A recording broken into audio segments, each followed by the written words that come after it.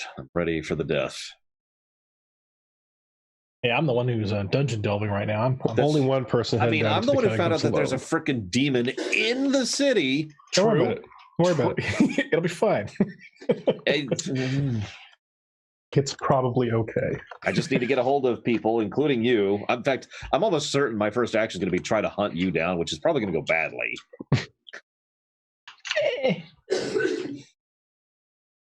What could possibly go wrong? Yeah.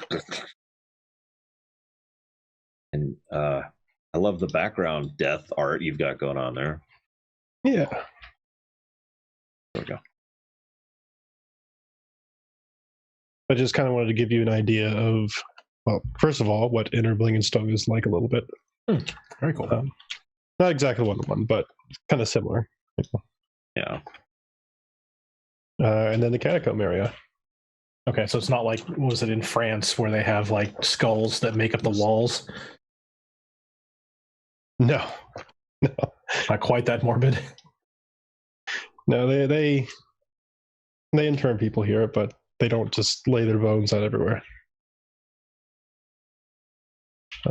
It's pretty big, though, and a lot of it's pretty fresh construction. All right.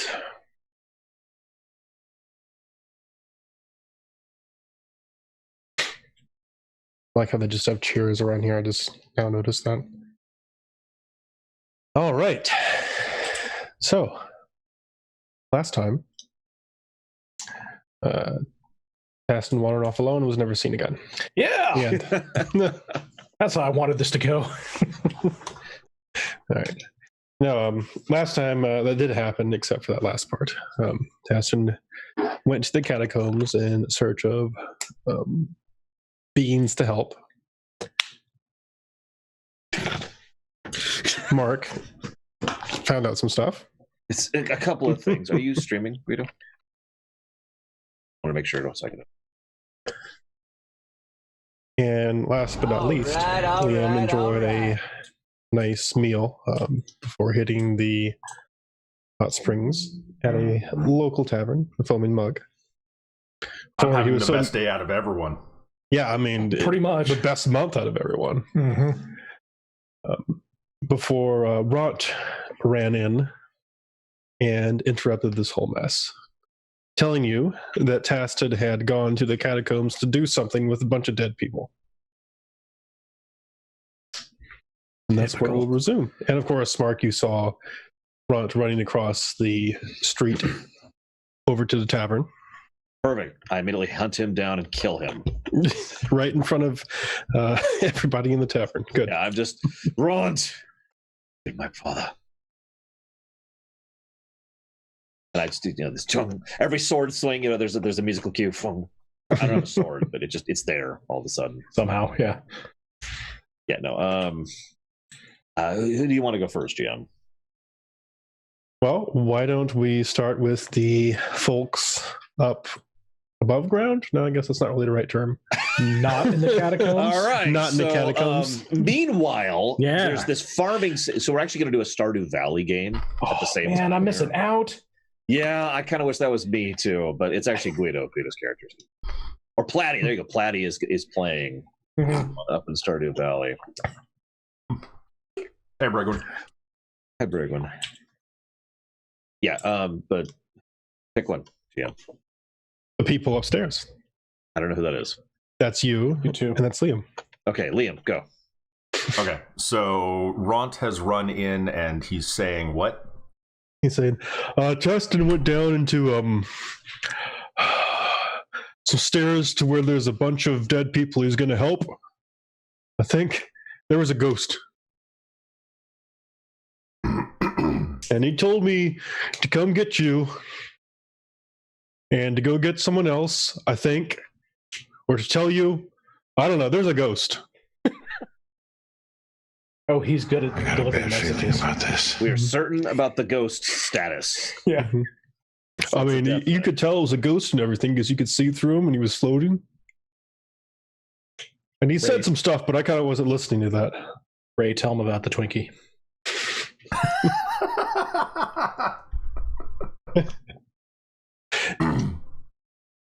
Sorry, and I have to share my my coffee mug here.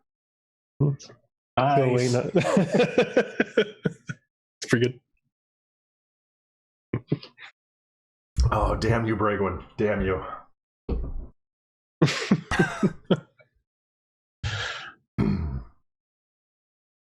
Oh, Ghost, you say? Yeah. What you call him? A deep gnome ghost. I mean, he seemed all right, I guess, but it's a ghost.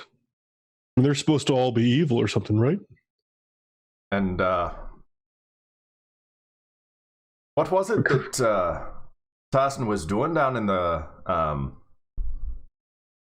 down there?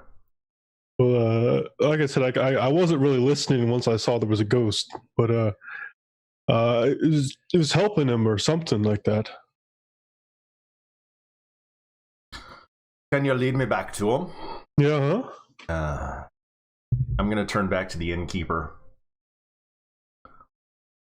I'll keep your food warm for you. Actually, I was wondering if I could get a plate to go. Plate to go. Sure, I suppose so. Right. We don't have much call for meals to go here, but she just grabs a stone bowl and gives it to you with some stuff in it. Like Go around to the drive-through. Make sure you're in a cart. Yeah, I've got this great idea for you. It's called fast food. Just think about it. It could be big. It could be big. Yeah, I don't think it'll catch on. So I'm guessing about then Mark runs in. I was gonna say, I'm either gonna come in as you're doing that, or you guys are going to come out and basically collide with me, and that's how that's gonna happen. Well, let's see. Okay, you're good. You come in. Okay. You pass the two dwarves that are at the front who are still sitting there, somehow still drinking beer. What? Why are these? Get there. Well, Durgar, actually. I'm sorry, not dwarves. Racial profiling. Thank you. This is not Kappa. This is not a family-friendly stream. No, it's not. Well, it's not, but that's not why. I mean, there's other reasons. There's other alternative reasons for that. Not as bad as Pew Pew, but no, it's not. Fair. And you come into the place and you see Liam, the deep gnome bartender, and Ront in there. Looks like Liam and Ront are getting ready to leave. Liam has a to-go ball. Okay, Ront says, "We're going to go see a ghost." Oh no, a ghost? Yeah. I turned to look at Liam. He said Taston needs help. Okay, let's go. And Did you want a bowl? do me a weird favor, Guido. Roll like perception or something. Basically, I want you to see if you can. Your character realizes just how deadly serious I have rather suddenly become, like more so than usual. Keyboard noises. Trying to press keys lightly. It's a 17. Oh yeah, GM, I'd say that's good. What do you think? No, not sufficient. You're hiding it way too well. Okay, No, okay. that's You have no yes. idea that I'm freaking the hell out. No, I'm in serious mode. You notice that he is being very, very serious about the situation. Yeah, I'm like, let's go. Mhm. Are Let's you go find him. okay? No, and nor is anyone else. We need to get the group together. Let's go. Aye. Did you want a bowl? What kind of food is it, GM? It is mainly Underdark-like fare. There seems to be some meat that you're not quite sure what it is. There are bits of mushroom and some other black and brown plants in there. It's warm, so it looks like it's been cooked. Does it smell good? I mean, he's an orc, dwarf. so- Yeah, I don't know. that's don't know. probably a similar palate to what you would normally eat. I guess that's fair. All right, fine. So I'll be like, if I could get one to go. Hi, is this one of the folks in the rooms? Who are you? Oh, hi. I am Tappy. I am your local innkeeper. It's a pleasure to meet you. Oh, it's a pleasure to meet you, Tappy. This smells really good. Can I get this to go?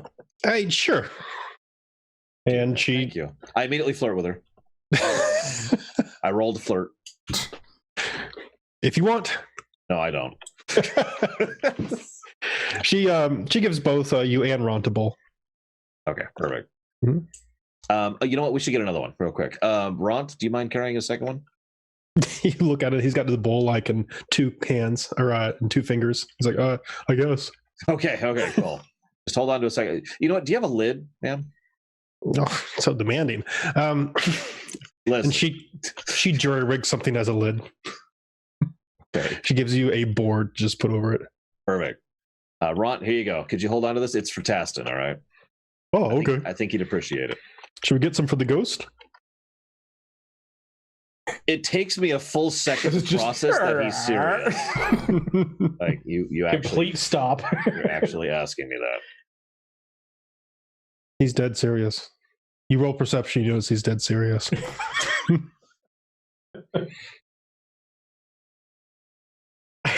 No, I don't think we need one for the ghost. Thought it might help. Not assuming you turn around and leave. Yeah, we bail. Meanwhile, down in the catacombs, Taston, you've been making your way down here for a couple minutes. All right. Most of this place seems to be in relatively good repair, not because someone's kept it up, but because once you get past the initial part, a lot of this is really new. Most of it is really new.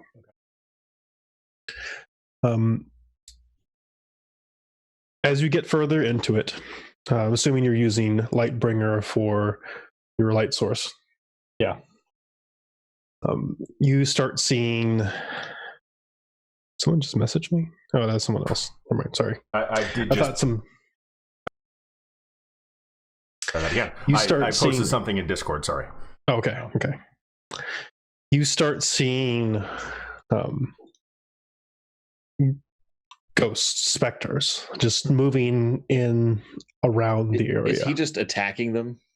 Attacking them? Just full offensive immediately. Yeah, I mean, they don't seem to be threatening. There just seems to be a lot of them, and they're not wild or angry or anything like that. They're just deep gnomes that seem to be fleeing some unknown enemy.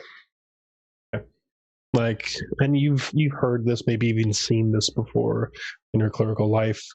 They're going through the final moments of a very traumatic event that led to their death, or the very moments that led to their death themselves. So to that point, is there a way I can get their attention to maybe break the circuit they keep going through, their end of life experience? Maybe try and reason with them? I mean, you're sure you can, but go ahead and make me a religion check. With a big heavy D20. Just concrete destroying. Boom! 7. Yeah. 17. 17. Okay. There's one thing they teach in cleric school, it's how to deal with situations like this. Restless Undead, that's like 101. Okay. And you being a grave cleric know especially a lot about this. So there's a couple different types of ghost and specters. And normally when you come across a situation like this, you know that getting their attention generally will break them out of it. However, their reaction to it could either be positive or negative, generally tending towards the negative. As in, they may just start attacking and flying at. Now, if you're able to put them down, that will a lot of the times deal with them, unless there's some source of whatever is keeping them here around, like someone who killed them or a specific object or something like that. Okay. For this many in this one particular area, it is probably a localized effect, is what you would because of the venture to event guess. Versus any one specific trauma is because of the massive trauma of the entire attack. Correct. Okay. So although you think you can probably get their attention, you're not quite sure it'll, well, first of all, be healthy for you, or help ultimately, and unless you can find whatever the source is that's keeping them here. So, in a kind of, for lack of a better idea, in a somewhat gentle way, as they're doing their running by and they're not really paying attention and noticing me, I'm just going to tap them with the flat of Lightbringer, since it does massive damage to undead anyway. So it's like, I'm not really trying to like coup de grace as they're running by, lightsaber swing. I'm just going to just kind of tap like on a shoulder or something and see if that'll dissipate them and let them move on, kind of thing. Okay. So as you're heading towards them, you see there's one individual who's running by this deep gnome who seems to be carrying a lot of stuff, like probably some his worldly possessions. You see gems and a couple other things just trailing behind him, in spectral form, of course. No, and actual gems. Yeah, no, he's not hauling a bunch of gems Dude, this through is there. The best. And you tap him, and you just see him like just cry out in pain as soon as this radiant blade touches him, and it's a wordless cry, but a cry nonetheless. And he turns towards you, and you can see he is just a mixture of fear and anger. Go and roll initiative. New plan.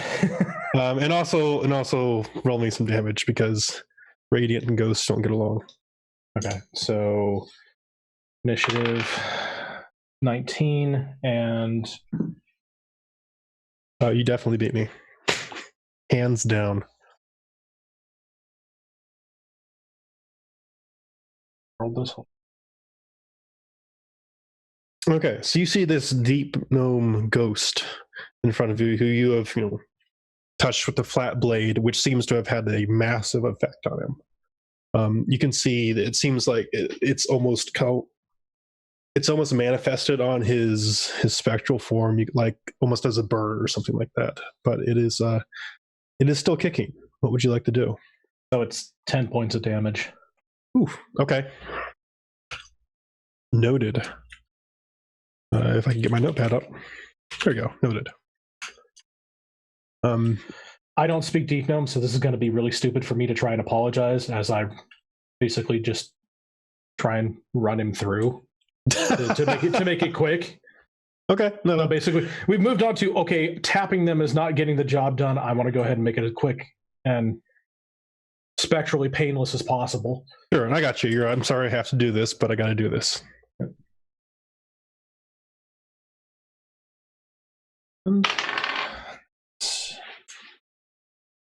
16. 16 hit. That is a hit.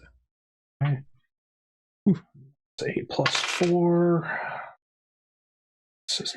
6, and then plus 1 more d8 because they're undead. Mm-hmm. 13. 13. Ooh, some blades are no joke, but ghosts are no joke either. You see him take on some more damage as he just clutches at his diamonds and various possessions that he has, but he just pulls back and strikes at you. And in the physical realm, this probably would be a weak punch or something of this sort. But his withering touch tries to make you feel a little bit uncomfortable. Soul punch. Yeah. I'll be right back. Okay. And how about a 17? That matches my AC. Okay. You die immediately. Perfect! Game over. You didn't know he was a kung fu master. Death touch. And as he touches you, it seems like for just a brief moment, you're a little bit in his world, in his mind space, as he connects you to that briefly to give you a bunch of necrotic damage. And you hear the sounds of combat and shouting, and a bunch of voices that are very familiar, because you have heard them before, one similar to that back in the Drow Enclave of Velkenveld. He seems to be reliving out the past experiences of the Drow invasion here. Does it sound like Mr. Silvara? No. Or is it just like that's Drow? That Drow accents, okay. That kind of stuff. They're speaking in the same language. Okay. The same types of combat shouts and whatnot that you heard from the warriors, things like that. Okay. All right. So the thing that he has done is he's touched you. And that touch has produced 14 points of necrotic damage. Ow. All right. Then it is your turn. Lightbringer says to you, let's send this ghost back where he needs to rest. Natural 20, so 26. Okay. Don't roll all ones. Hopefully not. So that's double all the dice, including the D8. Wow, okay, so I gotta roll that. So I roll the base damage twice, or do I roll the base damage and the bonus damage as a total of 4 rolls? Double the dice you normally roll, but keep your modifier. Okay, got it. So I'll roll the 2d8 first. So that's 1. Useful. Here we go. That's total 5 and 4. That's 9. And then rolling the bonus damage. 6 is 15.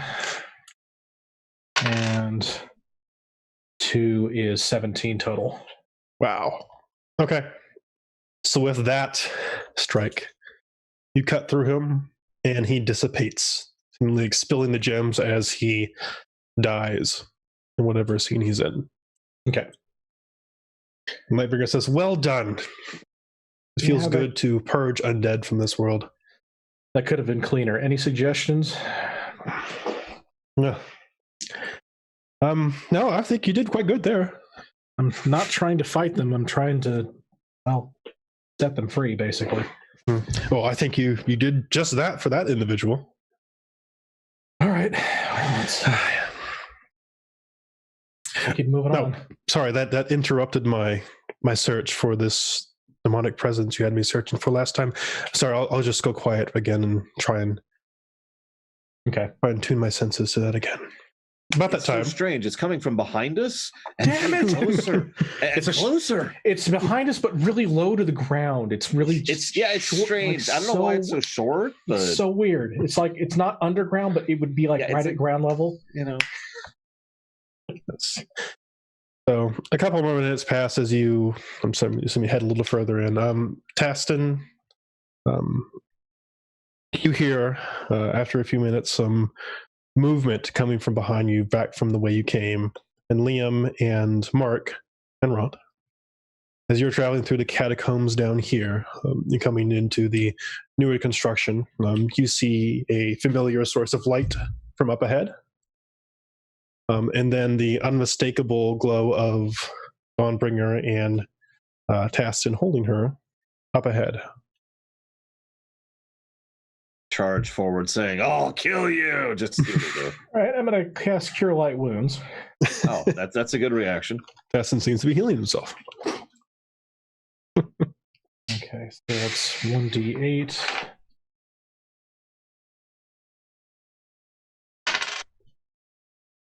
Five plus 3, that's 8. So back up to full, but better than I was.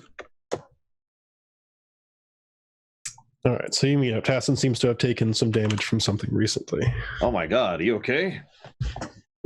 Yeah, I was trying to release these gnomes from their nightmare of how they died and wasn't able to do it as cleanly as I'd hoped.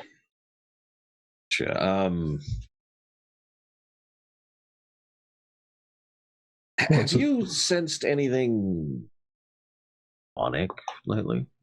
Dawnbringer says, I have, and it's here. Yes, well, to that point. Or are you talking about something other than yourself? I am not a demon, you stupid twit. That's in character. There is a demonic presence here. I have sensed it. As a matter of fact, I've been honing my senses, trying to find the source of it. So how, do I know relative to where we currently are, where it is? I mean, you've gone underground in the catacombs for a bit. You know, general direction. So distance, nearby, far by, super far by, years away, light years. It's a crow light flies. years away. I mean, if you had to guess, maybe if you pointed a straight line at it, maybe half a mile to a mile away. That's actually close. It is pretty close. So I'm like, okay. I turn, I look around, and then we're alone now, right? Like it's just us and the ghosts. Yeah. So technically, not even remotely alone. We're incredibly alone as far as I don't recognize ghosts. So Okay. no, but like I turn and I'm like, all right. They have all these wards, defenses around the cities. You remember that? Yeah. There is someone within the city limits who is summoning Jubilex or channeling Jubilex. Now, I say it that way because I assume you guys know who that is. I'm going to ask you if that was a gummy candy. I think that's a pudding. I figured that would yes. be like a religion check, but I don't know. I would probably be familiar since I speak. Tastin, I will give it to you. Yeah, I could roll, but I figured it was probably like on my short list of like, that's bad, because that's a demon, and I know how I can actually talk to it. Not that that's important. Yeah, Liam, if you'd like to make a roll, you can. Ron will make a roll too, and he fails. 14. Is he capable of succeeding? Yes. Oh. Just not with that roll. I got a 14 for religion. Okay. You've heard of this particular individual demon lord before. Demon lord of slimes, puddings, oozes, that stuff. Real nasty, real chaotic. I'm just going to look over at Mark. Ew. Yes, but yeah. I turned to look at Liam like it's inside the city, like not the actual demon lord, but they're inside the city. Must slay it immediately. Actually, for once, I agree with her. We probably want to deal with this post haste. I'm conflicted. He's agreed with me. Well, apparently, this is the apocalypse. I'm like, all right, now here's the thing. I kind of wanted to get all of us together and away from other people before asking this. I think we have two options. We can deal with it ourselves, hope for the best, or we can, report to the authorities and hope that they believe us and aren't already infiltrated. What do you think? I'm currently down here on a job to earn money for us to be able to stay here, that the caretaker, who is a spirit, yes, thank you, Ront. No, it's a ghost. Right, sure, fine. And so they asked for assistance in helping out and trying to lay the spirits to rest, but there's one that is kind of aggravated, which is the main reason why I'm down here to would I need to roll a religion check to see if that demon would be able to use the spirits as energy to gain power or crossover? Like, is this related? Is this something I'm trying to put together? It's like, is the spirit energy being utilized by this demon? Sure, you may make either religion or arcana check. Liam, this would be a little in your wheelhouse as well. Being a person of conjuration, right? 19. 19? Okay. Natural 20. There you go. There you go. So your eyes explode with knowledge. You said arcana, so that's a 26. I know Kung Fu. Okay. So from the arcane side, spirit energy most definitely could be used as a source to do something like that. That is 100% within the realm of possibility. As a matter of fact, you probably know how you could potentially do it for that role. Or identify if it's happening. This would definitely be a source of that, although you haven't seen any indication that that's happening, although you've only been through a small portion of the catacombs as far as you know. And Tastin, religiously in this matter, so again, yes, this is not an uncommon way to collect energy to pass between planes, but doesn't really seem like Jubilex's style. Okay. The answer is yes, probably, but doesn't really seem like that style. Normally, normally what would happen is you would have some particular individual or a group, like a cult, attempting to bring one of these demon lords into existence. That's what's happening. Except you you don't, didn't say that and out loud. That one. you ever heard of like beings like Jubilex really drawing on spirit energy in order to do that? Okay. That would be more of a let's mass followers and perform rituals that would benefit Jubilex, and undead stuff's not amongst that. Okay.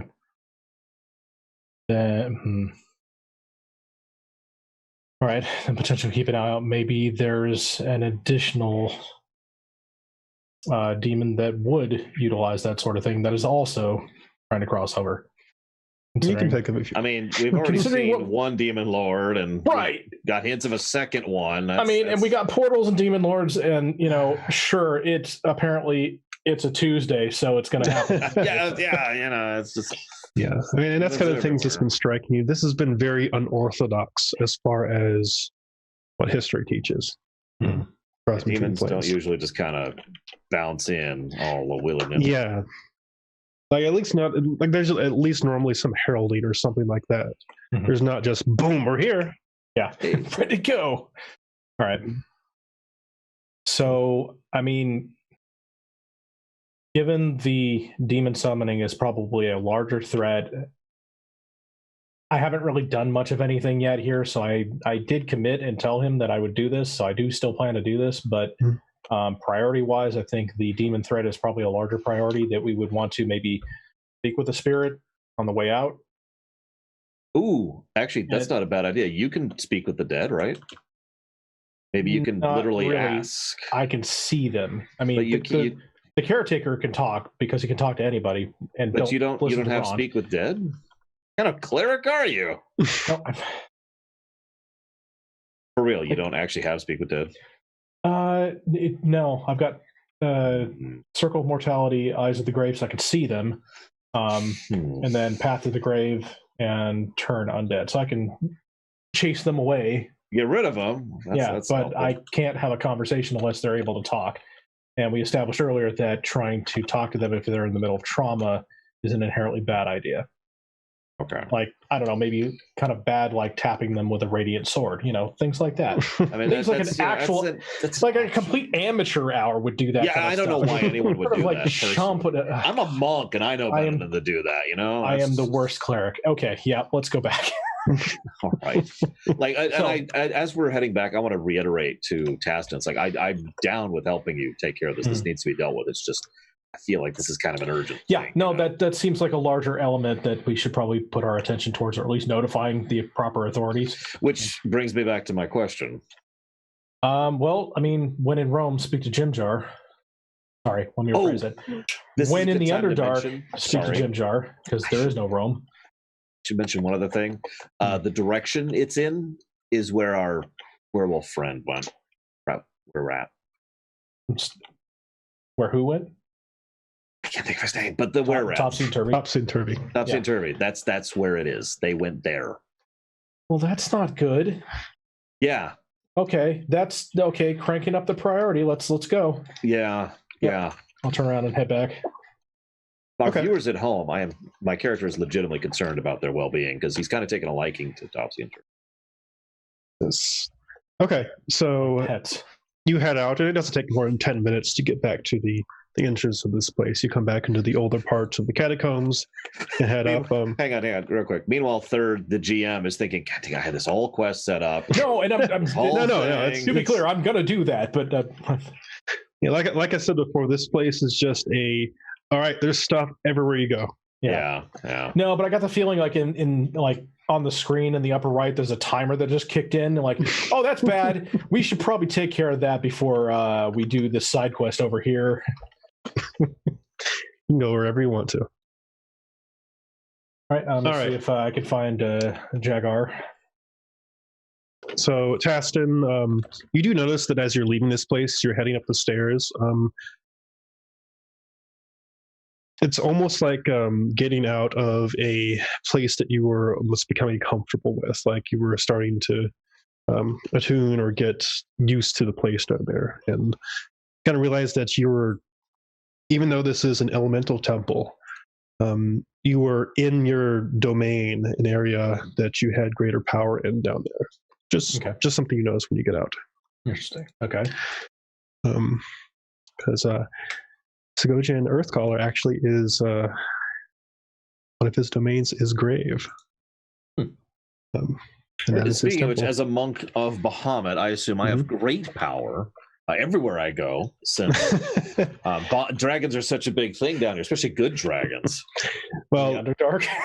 Mr. Earthcaller is a good deity, so you're not feeling comfortable there, but not exactly your domain, especially not dwarf. All right. Anyway, so you emerge out into the open area again. You see all the shops, everything. Where is your next destination? Before I leave, I do want to look for Jagar and tell him that I'm not abandoning the job, but something really important and dangerous just came up that my companions have told me about. I will be back to try and settle the spirits, but something more dangerous seems to have come up. Sure. You aren't able to see him, so to speak, but one of the acolytes. I mean, there was always a couple running around, if you recall. You can grab one of them and just tell them. He doesn't seem to know exactly what's happening, but he says, if I see our head priest, I'll let him know. Okay, just tell him I'll be back. I will be back. Mm-hmm. Okay. And it shrugs off like he wants to get away from you. Strange human, what the hell? Yeah, some of the people around here don't seem too friendly. All right, then. So you're back here in the main area. Where's your next destination? Just as a reminder, you have places like the Trader's Grotto, the political hall, the tavern. Then there's another area where supposedly there's some blacksmiths and stuff, and then of course the place that Mark scouted out. As we're walking, I look to my side and Ron, why are you holding two bowls? Oh, he hands one to you and says, "This is for you." Thanks. He takes the plank off the top. Oh, it's food. Okay, now I got you. Okay, thanks for bringing me food. Where did you get this? Did you pay for this? No. Somebody money? No.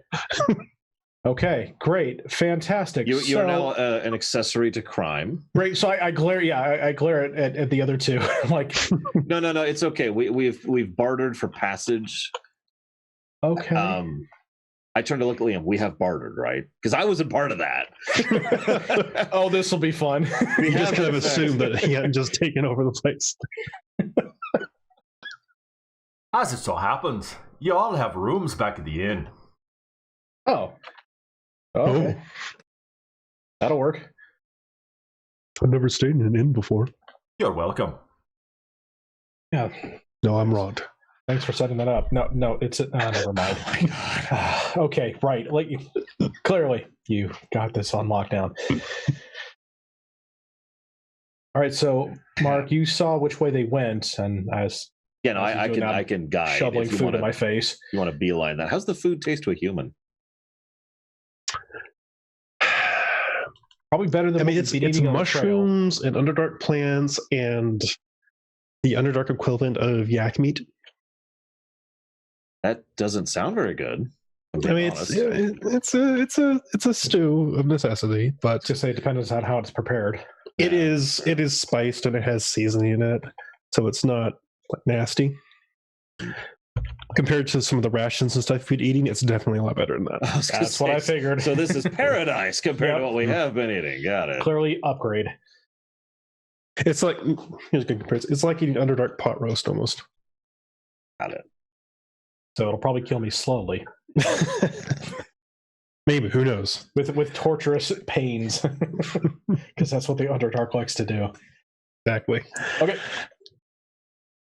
All right. So if you recall, the place that Topsy and Turvy went in is guarded. There was an opening in the barricade that they made their way through, and that was the place where Mark snuck in before. It is still guarded. There are still some deep gnomes standing around there.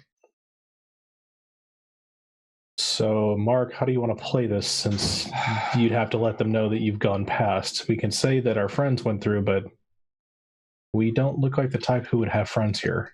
I am admittedly not the talker of the group. I recommend the talker of the group try that, and if we have issues... well, with a staggering charisma of 12, let me go ahead and step forth and take care of all this. Mine's 10, so... Don't you worry. I'm Jack ugly got and this. badly spoken. I got no idea what's going on. Just waiting for, I cast Charm Person.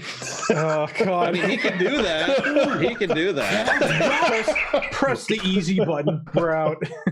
It's like playing KOTOR all over again. It's like, I need to talk through this guy. One control. Exactly. There we go. We good. Damn it. I don't have that spell. He doesn't have I forget the Witcher hand gesture to do the mind trick thing. Whatever. Yeah. It was at this I want moment to be doing that. he fucked up. No. He does it. It doesn't do anything, right? He's just. Then, of course, there's the reaction when the NPC just spazzes out. Wait, what? No. That was the wrong sign. Where are the good guys? Where are the good the guys? melt brain sign. Bregwin just played it was at this moment he knew he fucked up. Sound Exactly. effect. No, that checks out. Because Yep, when that you're is half accurate. orc, it's the charismatic one of the group. Yeah, we got some issues, admittedly. Oh, and actually, this is something that Liam would know. Liam, go ahead and just make me an Arcana check straight up. All about that quality. With bonus? Yes. Okay. That's a 15. Okay. And you would know this because this is something that may come into play. You know that gnomes are naturally resistant to most types of mental magic. Okay, I've got it. I wrap my chain around his neck. And like that's just the racial thing. Yeah. Okay, admittedly, in all seriousness, my character right now is so focused on this that he is willing to kill these guards. I'll kill them if it means saving them. I'm just saying that's kind of the mentality. I'm kind of Illidaning up right now. I would rather not kill him, which is why I'm asking for the charismatic solution. Okay. First thing I'm going to do is cast Prestidigitation on the end of my staff. Okay. And basically cause it to glow. Okay. Something to the effect of when Gandalf was in the Mines of Moria. Gotcha. Okay. And then I'm going to walk up to the guards. Okay. And stick my staff into if I remember correctly, there's like a barrier that Topsy and Turvy had to like climb through. Yeah, that's correct. So I'm basically sticking my staff in there to try and see through it. Okay. So there's half a dozen guards there, and they're in their armor, and they got spears, and they don't get like defensive when you come up, but all six of them just kind of like perk up and watch you as you get close, and notice they get a little more guarded as you start poking your stick in there. And one of them says, what you doing, buddy? Trying to see what's on the other side. It ain't nothing good over there. That's what's over there. Bunch of nasty were creatures. Ah. You don't want to go over there. There's a reason this place is all barricaded up. So it sounds like you need some exterminators. Uh-huh. Yeah, how you feel about taking on hundreds of were-rats? Is that something you think you're up to? No? All right. I snap my fingers and cause a little fireball with Prestidigitation. Okay. I've been known to take care of things. Says, well, look, buddy, if you want to go in there, it's your funeral. We ain't got the laws against it, so just know we're not going to come in there and bury you. Oh, so I kind of just passed through. You kind of just pass through. I'll turn back. Anyone want to go for a tour? You hear them like muttering in Undercommon. They're essentially Annoyed. they're saying unkind things. We'll just put it that way about your particular group. But they don't seem to be like intent on stopping you. They just don't care if you die. Yeah, so I'll just turn back to the group. We're free to pass. Let's go. All right. So you start pushing through the barricade, past that little opening. You have to kind of get down and make your way through. And Mark, like before, and for the first time for everybody else. And by the way, do you want Ron to go with you? He's going to follow you unless you tell him to buzz off. Unless we want to go have him go get more party members. I'm not opposed to having more muscle. That's valid point to be had.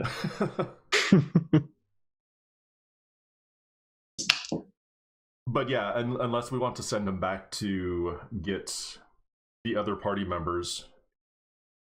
So I'm not sure how they would feel about going back Into hell. and yeah. Remember, Snake, this is a sneaking mission. It's procure on site only. Dun, dun, dun, dun, dun. Yeah, I'm fine to go with just what we have right now if we want to. I'm kind of with that. I mean, we're going to die, and the GM's going to laugh at us, but it's whatever.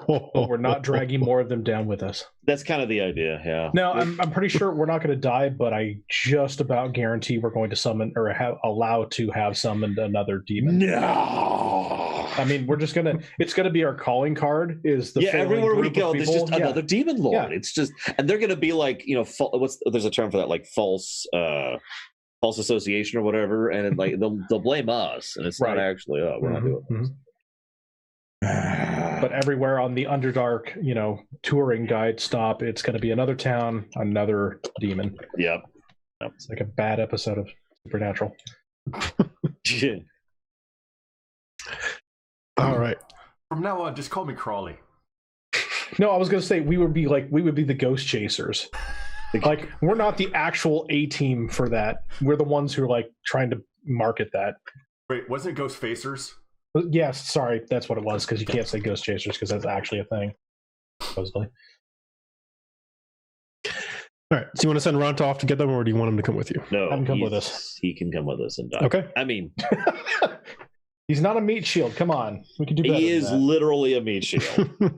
He says, "This place smells like back home." As you come through this tunnel and you start smelling the refuse of this area. Like I said last time, it smells like an animal pit that hasn't been cleaned in a long time. So your staff is still lit up, Liam, so you can, or at least Taston can see around if you don't already have Lightbringer out. And you see the entrance, this tunnel to this place. There are giant rats just scurrying around, refuse all over the place. And the tunnel continues down into the darkness past your dark vision. Mark, again, this seems familiar, but like last time, you seem to have taken an expedited version of this in your trance, but still is very familiar. So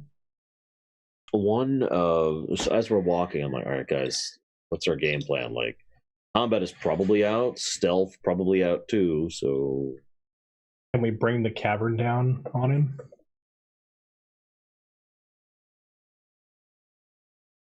I turn to Liam. You said these were slimes, right? Oh, that's to me. Yeah. Yes. I mean, if they successfully summon Jubilex himself, even Pit of Slime. But yeah, Slime's in general. I'm not sure how useful bringing down the ceiling would be against slimes.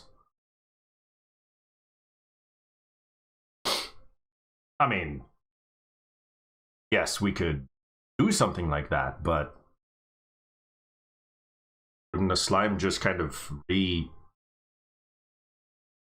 cohese? Recombobulate. Okay.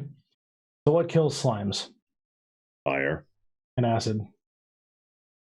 I turn to Liam. I do the snap fire thing. I mean, I've got radiant damage for days, but I don't know how effective that'll be against a slime. It would be effective against a demon, but I don't think we're currently at the state where we can stand toe-to-toe with a demon. Yeah. Mark, what's your passive again? My passive what? Perception. Your passive limit break? I will tell you as soon as I get my character sheet up, because I definitely have it up right now. Mm-hmm. And I'm just perusing it very carefully. Yep. Want to make sure you got the right number. Yep. It's definitely a 3 or 13 rather. But yeah. Okay. That's good enough. That rolled randomly. Mark, you notice about 15 feet ahead of you that there is Is there? Yeah, the devil's just there. He's Demogorgon's just hanging out like stuff. It's very cramped in here. Yeah. No, there is a wire that has been strung up across the center of the hall. I do the arm stop motion for the group. Like, Even Ront stops. I was going to say, I was about to say, he knows what that means. okay. Kind of shuffle forward and kind of try to inspect a little bit more. Like, is this a magical trap? Is this a spike trap, or is this a warning? No, it's definitely a warning. It's this rusty wire that's been strung across, and it looks like it's nothing more than a sound trap. Okay. Where if somebody crosses this, it looks like it just knocks a bunch of rocks down. All right, so I pointed out to the group. Everyone's aware of it. I assume disabling it isn't possible. You could step over it too. So I'm going to go ahead and be like, see, my worry there is we've got a giant ogre and also another giant ogre. And Taston. I mean, he's huge too. So also a large ogre. Huge ogres. There's just my whole party is ogres and then me. Technically, we're all bigger than you, so that kind of checks out. So what I'm going to do, in fact, I want to give a bonus to anybody's check to get over this thing. I'm going to try and get over it. Do I have to roll? No. Okay. I'm going to get over it, and then I'm going to basically like be right there pointing out like this is where it is, right here. Here's the height. To kind of give them a bonus, if they need it. I mean, like once you point it out, they can see it. Okay. It's not. I actually assumed Ront would need to roll because he's Ront. So Ront's passive is not high enough to see it, but if you're like, then he's like, oh. Okay. Just as long as he doesn't go, oh, it's right there, and grabs it. Yeah. No, wait, no. This? No. Yeah. You mean this? I can see that. God. Yep.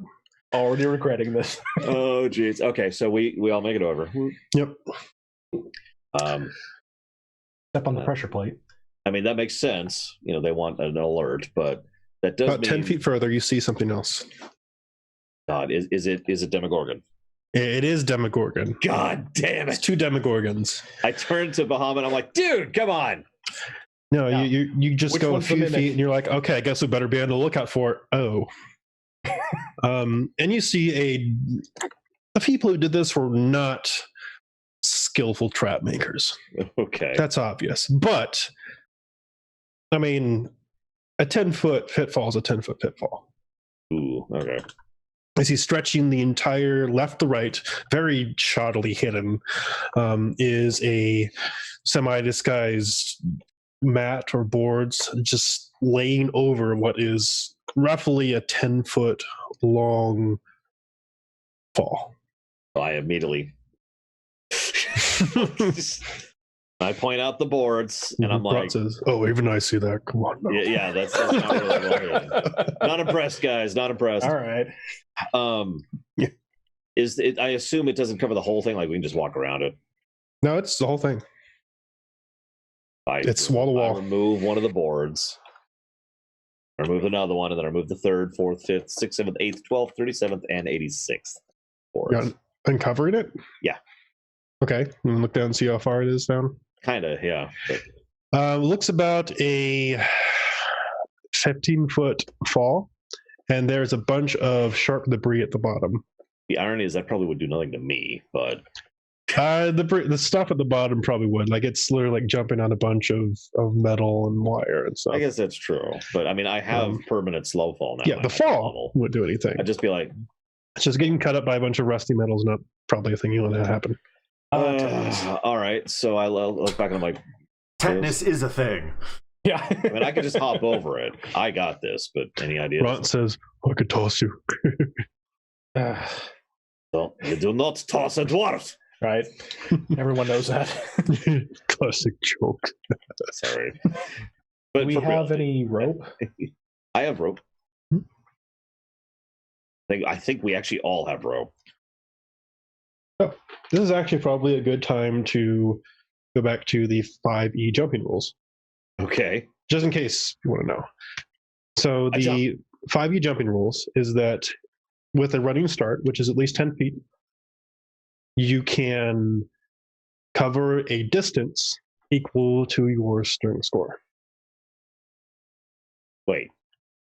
A distance equal to your strength score. Yes. Not your strength bonus. Your strength score. So like 18 feet, for example, to use an example. If you have an 18 strength, then it's 18 feet.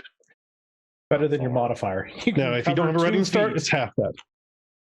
Like, that's really short. Damn. Okay. I mean, I could barely make that. I'm a monk. How wide is this again? It's about 13, 15 feet wide. It's wall to wall, though.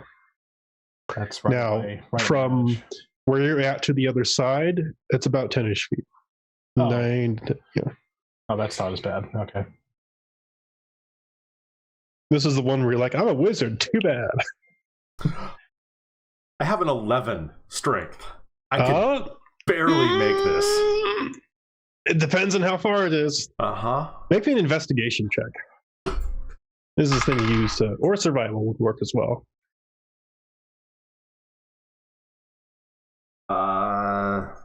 It's one of the things that's just like right at the edge. You're like, What about wall running? That's definitely a thing that could happen. No. 13 for investigate. Okay. So you're pretty sure you can make it. You're like, that seems like I could probably clear that with like 6 to 10 inches.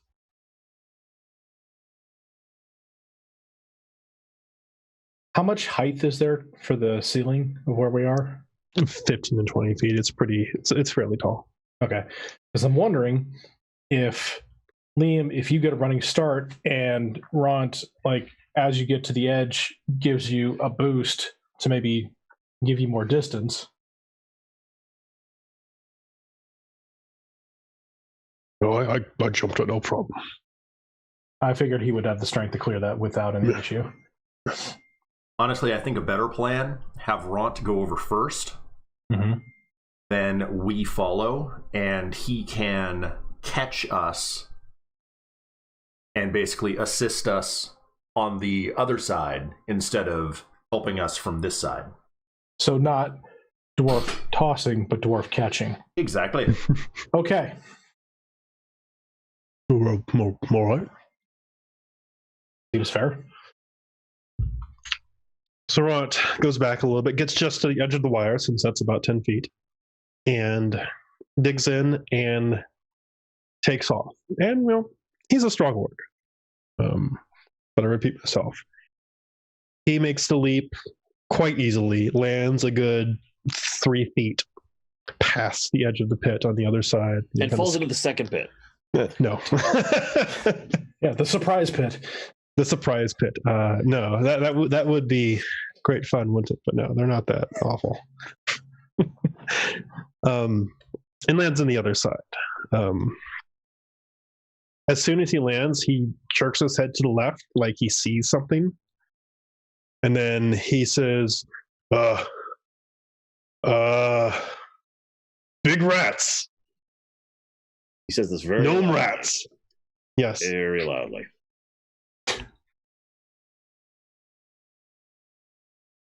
Okay. And he seems to be like bracing himself. What do the three of you do? So we may want to have him turn around and run and jump back and see if we can see if we can draw the rats into the pit. That's not a bad idea. Ron, come back. Oh, all right. Back. He turns around and he runs. Oh, yeah. He runs and he leaps on the other side. This time a little more haphazardly than last time, but he makes it. Stumbles a few feet forward and turns around. And they're not rushing, but you see on the other side four quite obvious were-rats, and they're deep gnomes, and these ones are fairly obviously much more gone than Turvy was, if there is even such a thing. They're just foaming at the mouth and scrabbling along, and nasty, dirty, and they don't seem like they're like aggressive, but they're wondering like what's going on over here. They're just scrabbling across the floor and stare at everyone across the pit and sniff the air and make really nasty, half undercommon, half rat-like sounds. Which one of us speaks Undercommon? Not me. Okay. So Liam, can you ask them if they've seen our friends? Or do we want to just open fire? They can't understand me, so I don't think opening fire initially is the right call here. that's why I'm kind of holding off to see if we can get some information. We do But have a they- killing plane right now. What?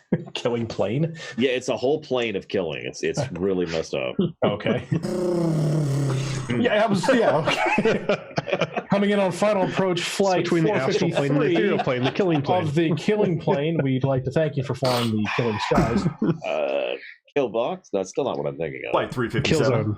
Kill zone. There we go. That's the word. We have a killing zone. You mean just ask if they've seen Topsy and Turvy? Yeah. Suppose I can. You, over there. They jerk. I'm assuming you're doing this in Undercommon. Yes. They jerk up like they at least recognize what you're saying, and one of them opens his mouth and just goes like, "Ah." I agree, good sir. Do you by chance know anyone by the names of Topsy or Turvy? They look at each other, and one of them just gives you a little nod and says, "Ah."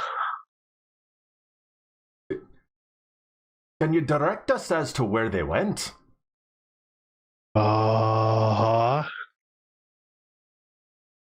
So, like, just point, Like- that way. Today? Yeah. That way? They point back to the way that they came. That way. Okay. Say, chat, grin. Okay, cool. I have it on good authority. The chat ground is that way. Yeah. Would you allow us passage?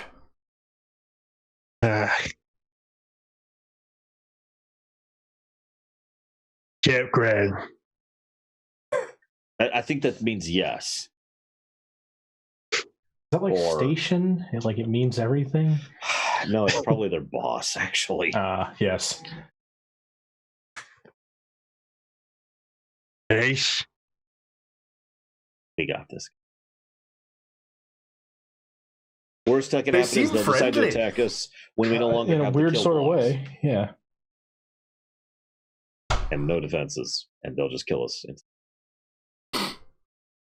They move aside in case you want to jump in flanking positions, but they move aside. They move to flanking positions. That's not Great. safe. Yeah. We can Nothing jump They can down brace to their around you. spears and say, "Come on over." No, Yeah. We'll catch you on the spears. no, they don't have any weapons. Well, they do, are but the they don't have any. weapons. They are the weapons, but I guess I'll make the jump, which I can and do. okay. These folks smell bad, and now you can kind of see what. I want to say Dench. That's a completely different half orc. You see what Ront saw on the other side. Over to the left, there is a. What you would only really describe as like a rat warren for very large rats. Like there's a big hole. There's debris scattered around it. This is obviously where these four came from. They were. And all four of them are just kind of like hunched over and looking up at you with drool and like foam coming out and sniffing at you. They smell bad. One of them says, Adar.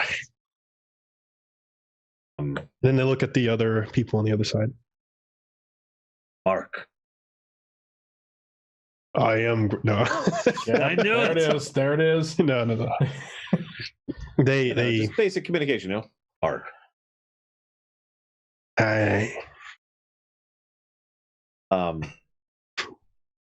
Should I do something stupid? Do we have any viewers right now? Should I do something stupid? The favorite refrain. Because I got a really dumb idea. Go ahead and cross in the What's the meantime. worst that could happen? I know. Yeah. Since we. I could think of so many horrible things. I know. It's just like an infinite array. It Yeah, spreads you out. could set in a religious fractions. effigy on fire for no apparent reason, and then I would watch never it as do it all that. goes south. What kind of player would do that in the middle of a hostile area? That's just insanity. Don't So mind me. what I'll be down in the catacombs torturing the dead. Something So- also to mention in case it matters is that the tunnel does continue on. The warren is not the only way to go. Which way do I feel like I should go, by the way? Past the warren. That's what I thought. Okay. So I'm going to hold out my hand.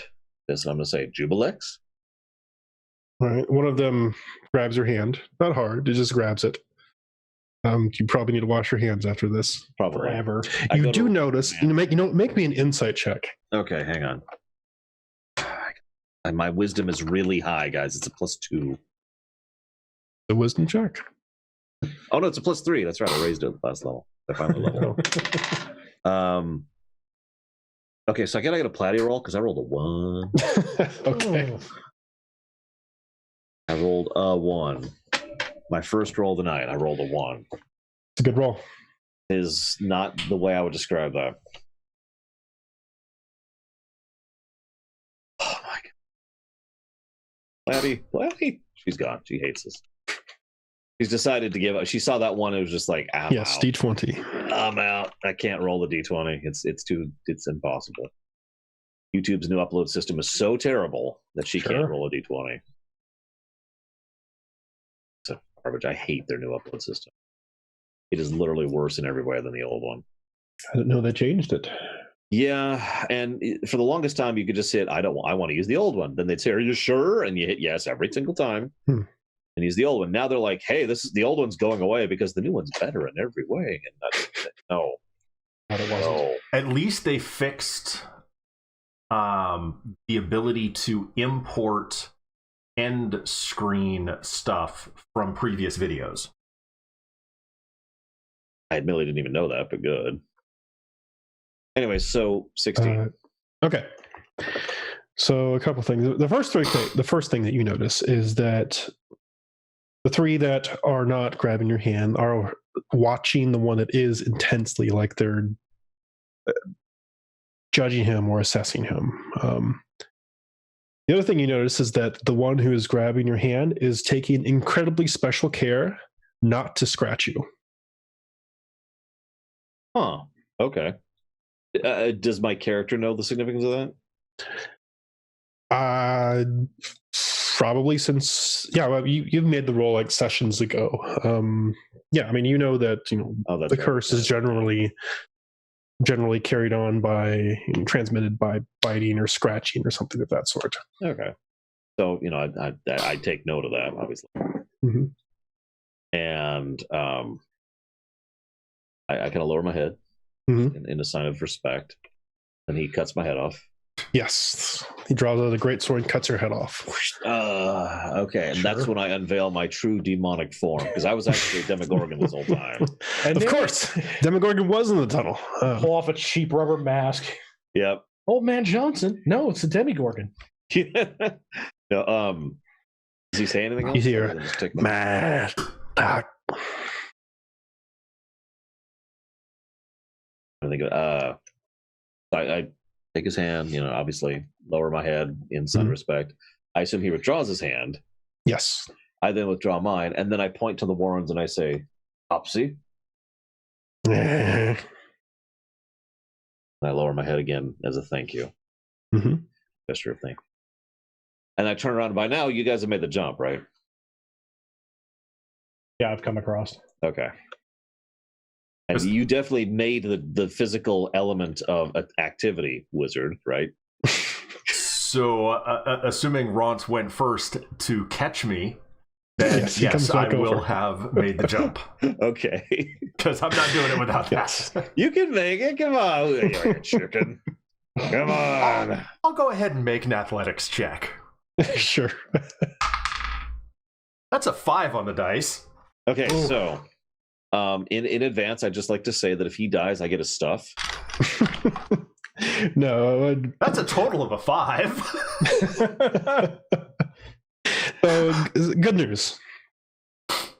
You do have enough natural jump distance to clear this thing. You did accurately estimate how far this thing is. Okay. Bad news is it doesn't look that great when you jump over. It is Wait, not Ron actually graceful. can ask. Yeah, it's not graceful. Liam has a beard, right? Oh no.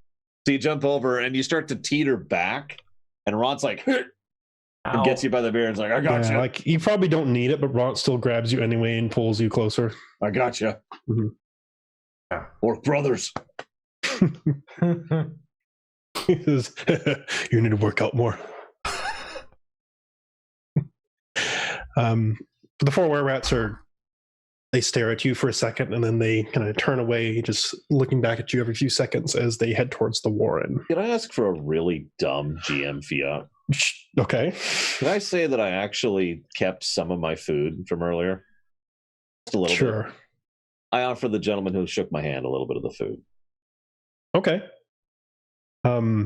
You hold it out and he looks at the food and his eyes kind of get wide as he sees probably the first bits of good food that he's seen in quite some time. Yeah. And he tries to grab the bowl from you. Not hard, but just grab it. It's And then he turns it over and he dumps it out in the ground. And then all four of them just start shoveling it into their mouths. Okay. That's better than I was expecting, to be completely honest. Mhm. So I mean, it's gone like that. I'll take it. But- I'm making a mental note to come back with more food later and get some more friends. One of the other ones who didn't shake her hand just pokes its head up and says, good meat. Hmm. We like meat. Come. Guys, we need to make a were-rat army a thing. We need to do that. Oh god. That Summon needs to were-rat be army. a thing. It says, it makes this motion with his arm, says, come, and starts Us? hobbling. Yes, come. Oh no. And Let's go. starts right. making its way back to the warren. We've made friends with the were-rats. All right. So they start going one by one into the warren hole. This is, you have to crawl through this thing. This is not a stand Not up me. and walk through it. You still kind of have to. I mean, they're- I like. Can I act like it's totally chill and I can just walk through? If you want. I'm just like, yep. What's going back there, ogres? Yep. Yeah. Oh. Yeah, Ron says, I hate this. As he's like, going, again, this place stinks to high heavens. It was obviously made somewhat defensively, so you probably don't want to barge your way through this thing, or you might get cut up. And as you start getting through here, unless you want to turn around and go somewhere else, you start hearing movement and the chittering of teeth gnashing together, and you come into a larger area as this tunnel opens up, and there seems to be a couple things here. This is a cavern that's almost the size of the main area back in Inner Blinging Stone. But there's no buildings. There are just hovels and various debris piles scattered all over the place. There are gnome were-rats of all sorts of sizes and shapes and various progressions all over the area, just living, doing whatever they're doing in their warrens. It doesn't look like they have much to do, if that makes any sense. There in the middle, there is a natural stone platform where there is an immensely fat were-rat gnome standing in the center. And he doesn't look like he is as far gone as the ones that you saw in the entrance, but he obviously has some rat-like features to him. And as you're coming in, this place is probably full of 100 or more were-rats. And roll initiative. I was going to say, yes, roll initiative. Congratulations. Welcome to being dead. Yeah. Piranhas on land. And you are immediately the center of attention as these four bring you in. A lot of the were-rats who seem to have their faculties about them hold back and temper some of the more vicious ones, as a couple of them start snapping as they sense fresh meat coming in. But they're held back. They seem to at least have that under control. And the fat were-rat in the center, as you four come in, just kind of like waddles as he turns and looks at you and says in common, he says, "Peace. Peace. War." Very good book. No,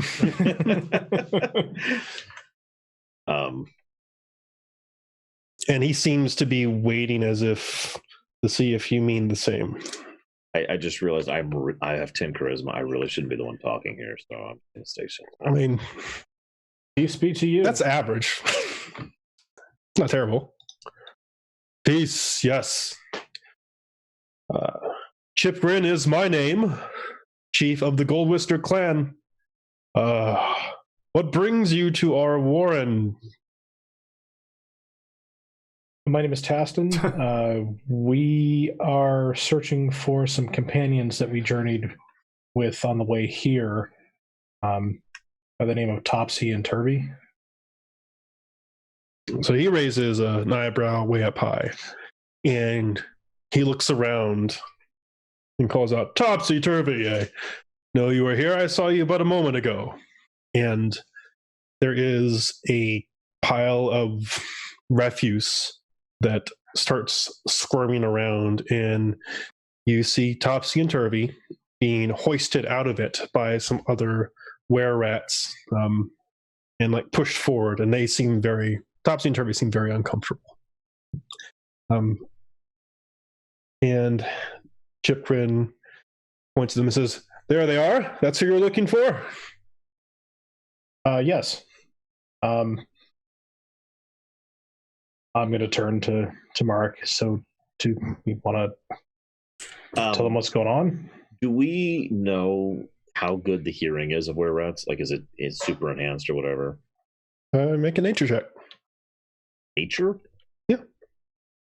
All right, I'm going to roll my second one of the night. It's going to be great. There you That's go. actually a 16. 16. Okay. I'm pretty sure that's going to be a 16. Yeah, you know that their enhanced senses more relate to their smell. Okay. So, all right. Topsy Turvy, do you have a minute? It won't take long. We just need a chat. They look so uncomfortable. Well, get the hell over here then. But they start slinking up. You notice that shoot, I always get them mixed up. Which one's the dude? I thought Topsy was the dude, but I don't know if that's true. Turvy was the guy and Topsy was the girl. Like Turvy was the. So we've got two memories in both directions, so one of them's got to be right. I don't know. All I remember is the guy. Turvy is the guy. Okay.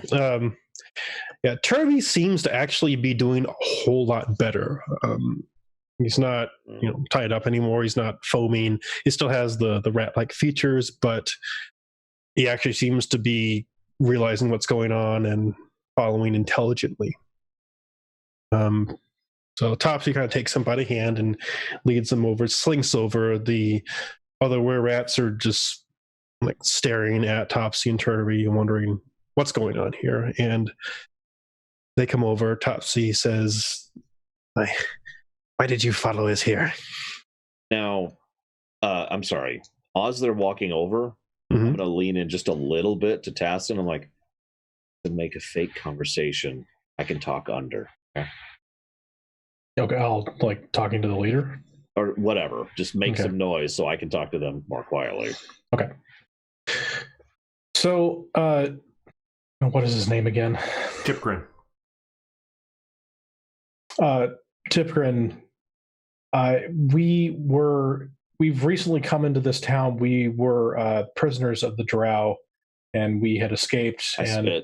Topsy and Turvy were among the prisoners, and we all escaped together. So we've been traveling the Underdark to primarily get away safely, but also return various individuals to their homes, as you can see.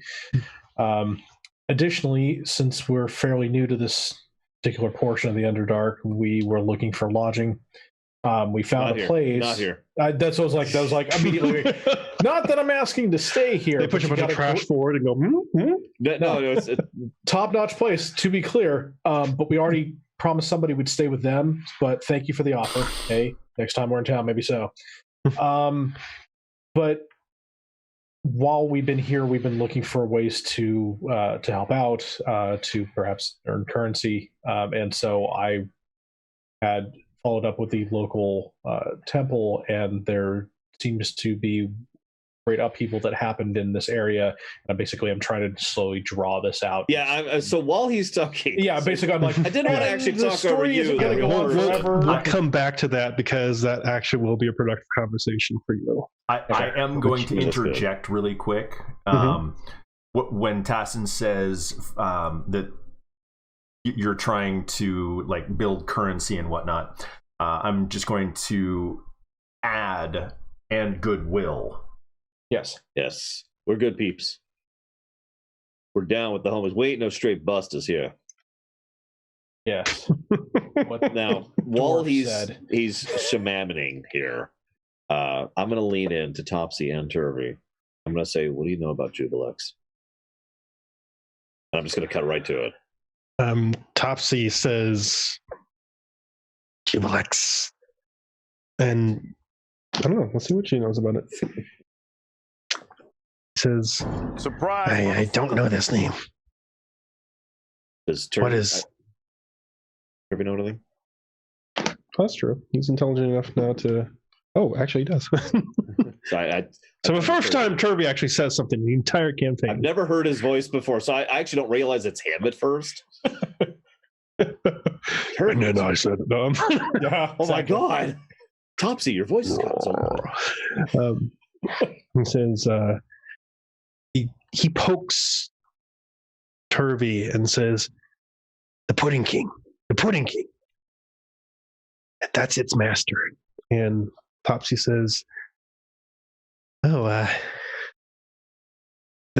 is someone who serves some master, some cult that has been bothering this place. There's someone called the Pudding King. Commands, puddings and slimes. I guess this has something to do with Jubilex. And she looks at Topsy again, and he says, I just want to say that is a tremendous relief, because I was running on the operational assumption this entire time that this was like them, like they were followers and worshipers of Jubilex, and I was It's that point of the movie where you find out that they've been working for the bad guys the entire time. Yeah. No, and I was just kind of twisting myself into a knot, trying to think of how we're going to do this and kill 100 were-rats, because that's how that would go down. Lots of fire. Coming in with flamethrowers. in D&D, flamethrowers, you actually stick a wizard to a stick. And they just put point their him hands in, whatever. That's a flamethrower in D&D. I nod and I say, I have very good reason to believe that not only is that a bad thing that should be dealt with, but it is a more immediate threat. You say you're not with the Pudding King, that these are not affiliated with them. Verifying character. He says, the Pudding King's stupid. So excellent. That's wonderful. I'm thank you, both of you. And then I turn up to see how Taston's conversation's going. Meanwhile, Chipgrin has been grilling you, Taston, Liam, to literally a lesser extent. Yeah, grill. You look up and there he's on a spit. On a spit, yeah.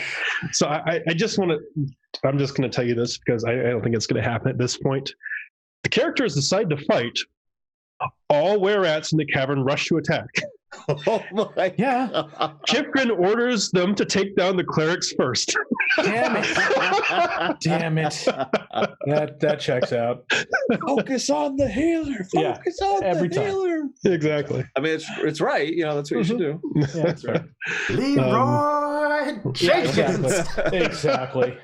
I just thought that was funny considering who was talking to him. Anyway, so Chipgrin has been grilling both you and Liam. He seems to be a very straightforward guy, and he keeps asking you if you're sent by the Diggermatics. You a Diggermatic ally? Yes. I'm not. I don't proclaim myself to that particular deity, but my deity is somewhat aligned. Diggermatics ain't deities. Diggermatics a bunch of stuck-up jerks. The jerks. Why is that? No, they don't. All right. Have you gone and seen any of Inner Blingenstone? Is that where you came from? I think we may have passed by it on the way to where we're staying, which is about a little ways outside your warren down the passageway. All right. Diggermatics run Blingenstone, and if they had their way, they'd have all of us exterminated. Oh, no. Okay, no, that didn't seem to be what the temple was about. Temple? Yeah. Okay, that for the stone deity. Yeah. No. Diggermatic's ruling caste of the place. They've been sending people in here to get rid of us. They don't like us. I mean, I don't get it. I mean, I remember when we worked in the tunnels just beside them. Part of us came back to help rebuild Blingenstone, and then he got cursed, and first thing he did was cast us out. Diggermatics are terrible. Anyway. So hang on, if I may. As he's talking, suddenly a yellow exclamation mark just kind of floats up above his head. Actually, that's not part of this, but like, hey, look, he's got a quest, guys. Oh, I thought it was the Skyrim yellow. No. Thing. Like there's a graphical issue that it's probably about to crash the game, and you really shouldn't have installed that mod. God, no, I knew it. Sorry, I'm just the quest. I can hear the game screaming quest at me right now. So when he says that they were cursed, and then like, do I catch it like they're not normally, they didn't start in this condition. This is something that's happened over time. Oh yeah. Okay. That's definitely the impression you get. Okay. Has anyone, or have you had anyone attempt to clear the curse? Don't know how. Do you know how it happened? Yeah, we know exactly how it happened. We came in here to help some gnomes who'd stayed behind in Blingenstone that survived the Drow assault. And somehow or another, were-rats got in here, infected some of them, and then it just spread. Okay, so let's see. Would I roll a nature check to try and have any information about were-rat lore? Is it similar to, like, if you kill the progenitor, it basically removes the curse? Or not quite that easy? It's not quite that easy. Okay. So we'd have Is to... it curable? Do we know, is it curable? Well, because we were trying to find that cure for Turvy, but Yeah. we never really got I guess to that that's true. point We've kinda because there was like a scroll. It's like, great, we can cure one of you. So how would you like to do this?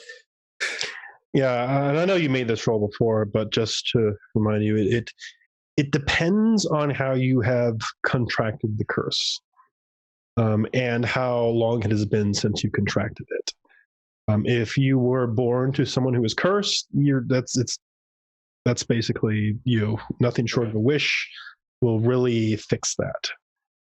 If you have contracted it recently, something like a remove curse or something of that sort could help you. If it's gone past like a day or so, then it's much more difficult. You may have to use some more powerful curse removal things, greater restorations, that kind of stuff.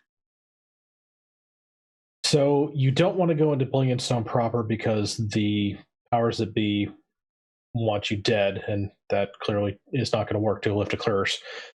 So generally speaking, in my head, I'm kind of thinking, is there a way to maybe work with the temple or find a way, if there's a pathway from where we are now to the temple, maybe by clearing the catacombs, that maybe the temple could help, or find a way to clear a curse. Not that I'm trying to meld quests at the same time, because we still have to take care of the demon as well, but I like chain quests. Can I turn them all in at once and get the maximum amount of XP? Yeah, right? no backtracking. This fetch quest stuff is just not going to work. No. So, but like, just generally thinking, like, direction wise, would it even make sense to even see if there's a possible linking point for those two areas, or is it just not rationally feasible? Depends on how big the catacombs are. Okay. They would have to be fairly large in order to go under this area. Mm-hmm. But it's possible. You don't see like a direct, they obviously go right, because this is more north, and the temple is like south, directly south of this place. Okay. So you almost went in like the opposite direction to get here from the temple. Okay. But if the catacombs are like huge, and they very certainly could be, they could go underneath this particular area, or even intersected at some point. So we could speak on your behalf with the temple and see if they have a way of potentially lifting the curse, and then we can try and figure out a way to either get someone here or get you there without having to go through the city proper. If you want, Digger Maddox said, whole inner Blingenstone's a bunch of greedy jerks. I mean, it's up to you. It's not something we haven't tried already. Okay. Because originally we were going to try and see if we could find a way to cure Turvy. That was one of the things on our list. Oh. Good luck. You're more than willing to try. Many have. Okay. And are you just here to collect Topsy and Turvy? No, I speak up. Okay. Looks like, and then segue. So, actually, we came here. We came here under the auspices that we were, and I trail off deliberately. I don't know if you guys are friends of the Pudding King. Pudding King's probably the stupidest Snurfneblin I've ever laid my eyes on. We have a desire to remove him from the equation. Well, that's fine with me. You don't need my permission. Actually, I think we do. That's why we're asking you. You are, after all, the leader of this party. It would be very negligent of me to not just I mean, imagine if I just walked in and killed one of your people, right? No, Pudding King's not one of my people. He's not. Who is it? An idiot. I don't know. I don't know, honestly. No, he looks around at the war and says, anyone know him personally? No one? Okay. No. It's just some weird deep gnome who seemed to really get along with slimes and that sort of stuff. Slimes? Yeah, nasty crap. Terrible. We barricaded him off in some other area once he started getting out of control and threatening people. Some loner. I think he got messed up a little bit in the head after he survived the drow assault. You know how that thing goes. Oh yeah, I understand completely. So you wouldn't really mind then if we were to just kind of remove him from your equation? No, let's get off my back. Perfect. You happen to know which direction he's in? By the way, do I have a good idea where he is? Oh yes. Okay.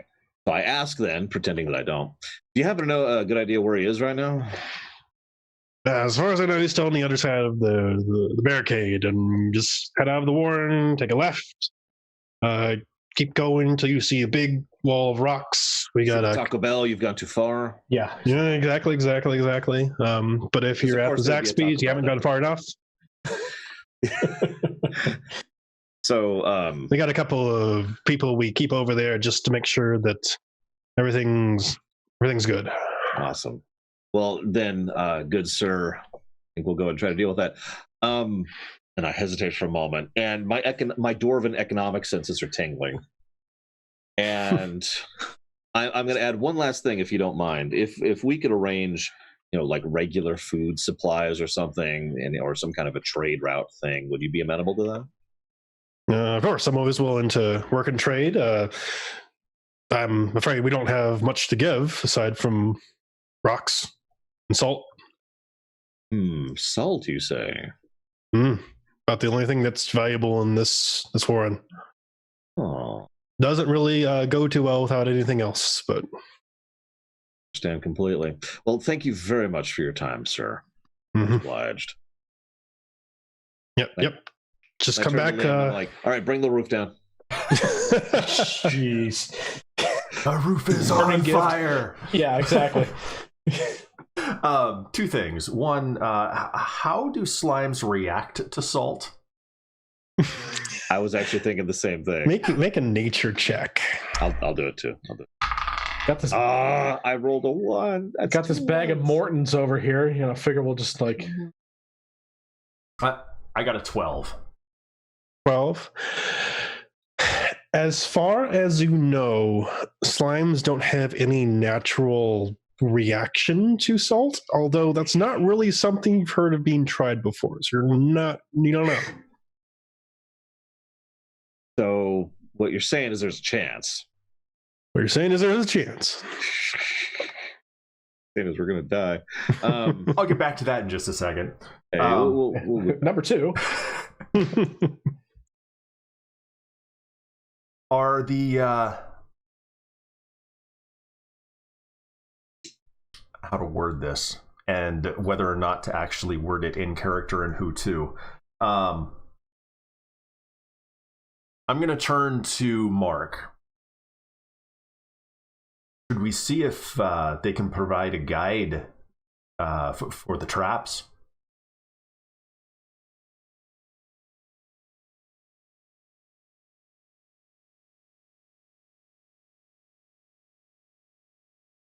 No, I think we'll be okay.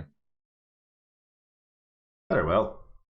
And I'm not saying this out loud, but I definitely don't think that having more possibly going to turn on us demon infused were rats is something we want in the encounter we're about to be doing. Which is what my character is thinking. I mean, I'm obviously the only one who could actually take demonic power and not go insane. Yeah, you definitely can't trust people who have a little bit of demon in them. Yes, just cannot. You can't. It's not possible. Wait a minute. By the way, I'm already planning to drain this guy as soon as we get to him.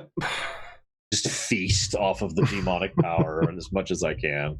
In fact, if I could just drain every last drop and kill him that way, that would actually be fantastic. Yeah. There's just a walking demonic battery. Anyway, so not that I'm evil. This is all for a good cause. Yeah. For the kids. For the kids. No, someone think of the children. Exactly. Yeah, so we good? Could I possibly get some of that salt? I can give you a little, for all this chit chat and howdy do you've been giving me. It's nice to talk to someone who can actually enunciate. And he stares at some of the other were rats. He says, there's not much else we're going to do with it. Inner Blingingstone never wants to trade with us anyway. So he points at some of the were rats over in the corner and he says, bring out the salt. And they uncover this wheelless minecart that is just stacked full of very freshly mined salt. And start pushing it forward. There's like 10 of them just sitting going oosh, across the ground. And he pushes up. It's a pretty good helping of salt. He's like, there's more where that came from. Okay, so hang on. My economic senses are really going nuts. Boy. I'm going to turn to Liam. Was there salt in the food we just had? I'm dead serious. Yes, it's a good question. I roll an 18, which means it's an 18 because it's probably int. Mm-hmm. Yep, so that's 18. Ooh. Would this be a investigation or investigation? Be very appropriate. Yes. That's going to be a 25. Wow. I rolled a 19. So both of you just kind of look at each other, and you can see both of you realize that there was not. Yes. Oh, we are going to be so rich. Okay. We got this. We are about to take, because I'm sorry, I've studied history. Okay. Salt is super valuable, especially in large quantities. And especially a regular replenishable supply of this. We get on top of this. Our finances are taken care of. So that means we can quit the entire quest now. No. This is how we fund this. This is how we get your brother back. This is how we kill the demons. I don't know what Liam wants. Step 4, profit. Yeah. We got this, guys. I'm like, in character, I'm just like. Okay. If you can get it out of the Underdark. Everything in my power.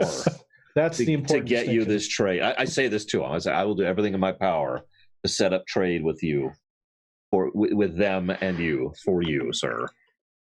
I'll ask for is a reasonable fee. It's the first reasonable thing I've heard in quite some time. I mean, salt, right? In fact, I wish I had more food. Do I have any rations on me? I don't. Well, you've got Underdark stuff that you've been scavenging along the way. So I'm like, here, check this out, right? And I break Underdark crap in half. I'm like, here, take a little bit, try it. He like kind of snaps his fingers, and a couple of the were rats from around him go over and go up there and just grab it. They sniff it. They don't look that impressed. Yep. No. Now check this out. So I grab the other one. Mm-hmm. And I roll cooking. Okay. Well, you're just going to put salt on it? Well, no, because you don't just put salt on food. That's just not how you do it. That's how you get finishing salt. Or is it cooking it's just like salt? a little bit of salt in the right place. And you kind of weave it in a little bit, get the salt flavor in. Then I'm like, here, try this. Yes. Massage the mushroom. I've had salted mushrooms. Okay. They're good. Okay. So make me a cooking check. Well, I rolled a 19 on the dice. What do you want me to add to that? Don't worry about it. 9 on die is fine. Yeah. All right. So it's a little bit of performance and a little bit of actual know-how, right? I mean, I have wisdom for survival, so that's a +3. Mm-hmm. All right. And obviously you can tell that the concept of putting salt in food is not foreign to these people at all. Oh yeah.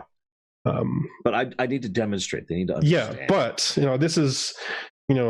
this is Gordon Ramsay versus some Joe Smo just throwing a bunch of stuff on a mushroom, right? Yep. Welcome to my TED Talk.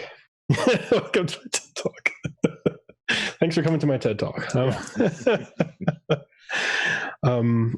And They look at it and they look kind of confused as to what they're doing. Like they're like to what you're doing. Like they're not quite sure why you're doing it this way.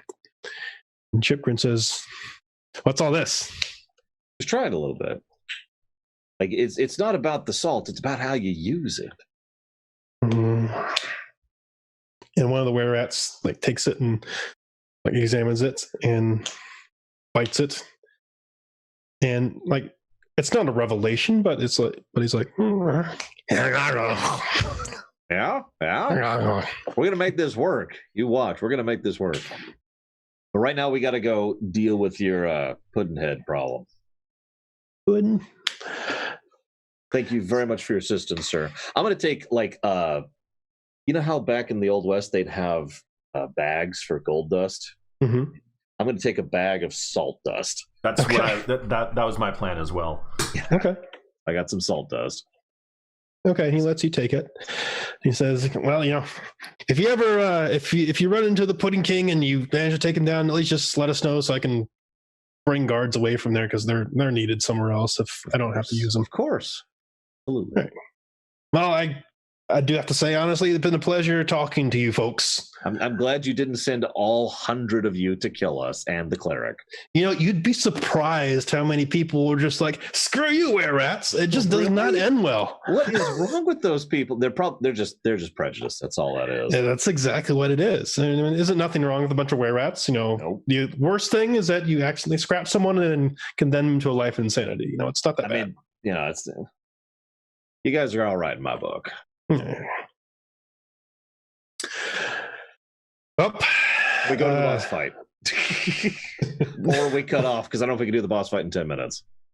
well, there's no boss fight. What are you talking about? Yeah, so we go to the boss No, fight. we're kicking in the. I'm not being funny. There's no boss fight. What are you talking about? I mean, we're just like, in all sincerity, Well, like straight now there. that we have an open pathway, metaphorically speaking, my character is bolting, kicking down the door, weapons ready, which is my fist, by the way, and I am beelining for killing this guy as Okay. quickly as possible. So cut to the And inner draining all his chamber of where the Pudding King is, and he's hearing something, and he kind of like slowly walks up and looks through the little peephole, and you just see Mark. no, just Mark coming through and like kicking the door and then sliding across with him underneath, like Yeah. straight up transporter style. Yep.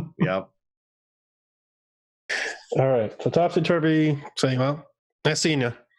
And they go back to their debris pile.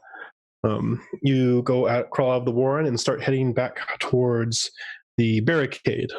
And it's not too much longer before you get there. You pass a few splits in the pathway along the way, but I'm assuming you're heading straight to the place you saw in your Oh, yeah. trance. Full combat readiness. Let's And you see, finally, the barricade that you saw beforehand in your trance. There are two were-rats that are standing in front of it, and they look up and say, "Ah," when you come into range. But like this is very clearly the place that you saw in your trance. Yeah.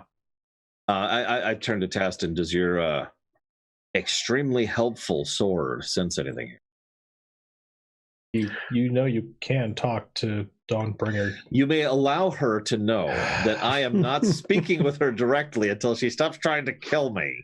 Oh, we're so not doing this. If she was, Please tell the demon-infested midget. Oh God. Okay, that's it. I just start trying to break it That- up. Yes, it is. It is very strong here. I sense we are very near Okay. the Excellent. source of the corruption. Excellent. Thank you. It is only slightly stronger than the. Go to Here it is. Here it is. Rot there I'm standing next to it. forever.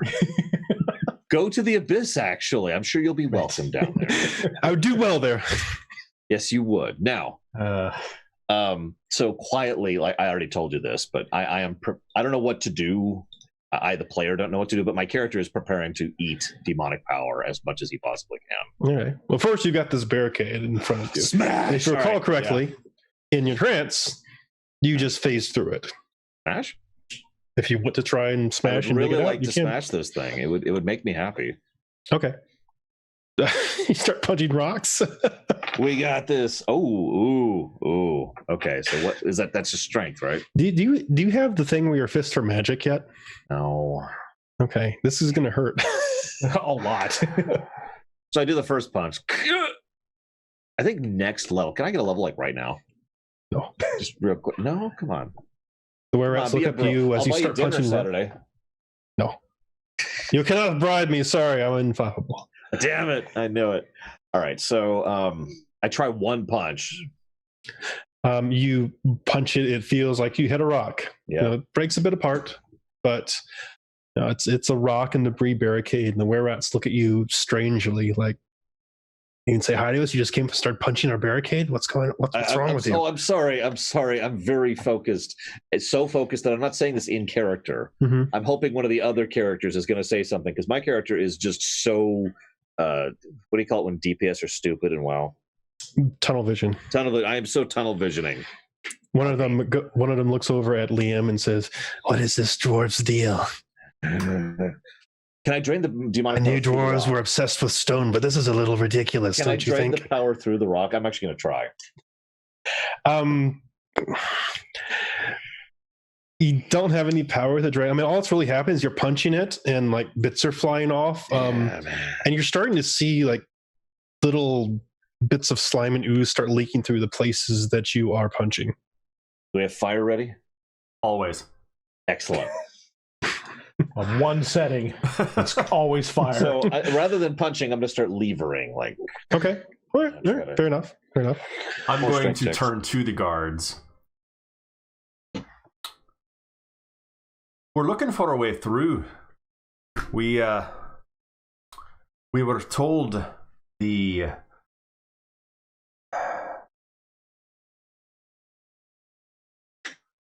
I don't want to say pudding. What's a derogatory term? moron. Yeah, what's the generic brand for Goo? for I don't Jello? know. I mean,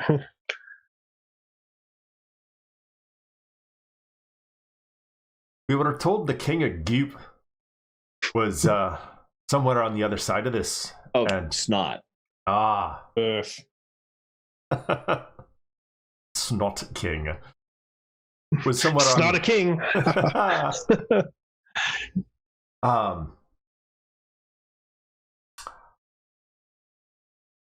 We've we're on a mission to eliminate him from the